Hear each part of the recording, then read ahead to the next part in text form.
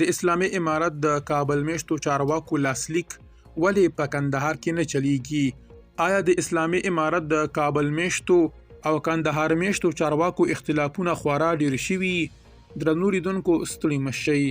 پر ایکس د احرار عمر په نوم د اسلامي امارت یو غړي په کندهار کې د خپلې ګمارنې کیسه خپره کړې او پکې لیکلي له کابل څخه وړل شوی حکم او استعلام په کندهار کې نه دی چلیدلی او د کندهار اداره دا د ځان سپکاوی بولي.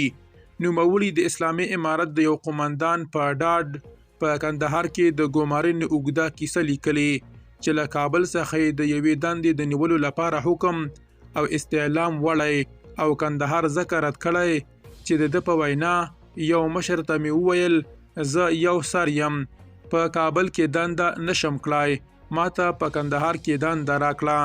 کله چې په کندهار کې له رئیس سره کېناستم له پیژاند وروسته یې لومړۍ خبره راته همدا وه چې دا کندهار دی، نو زه هوکړه نه در سره کوم ځکه چې ولې پر موږ له کابل څخه عرض او حکم دی را باندې راوړی.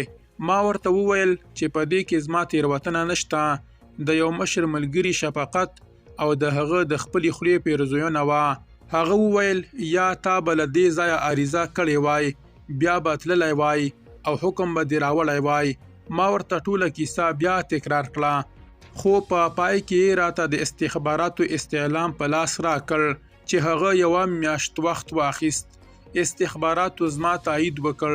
کله چې استعلام په لاس ریاست ته ورغلم نو له لیدنې سره سملاسي راغبرګه کړه چې ته منفق شوی یې ځکه تا غلطي کړې چې د دې استعلام تر مخه د حکم راوړ او زما د پوښتنې په ځواب کې چې اوس یې حل لاره څه ده راته وویل اجازه ده ته تللی شي. د اسلامي امارت دغه پخواني غړي ډیره کړې د کابل او کندهار ترمنځ په لوړه کچه اختلاف رامنځته شوی او زور یې اوس له ټیټې کچې کسانو څخه وځي. زاویې رسنۍ په کندهار کې د کابل د حکم نه چلیدو د یوې بلې قضیې په اړه هم معلومات ترلاسه کړي دي.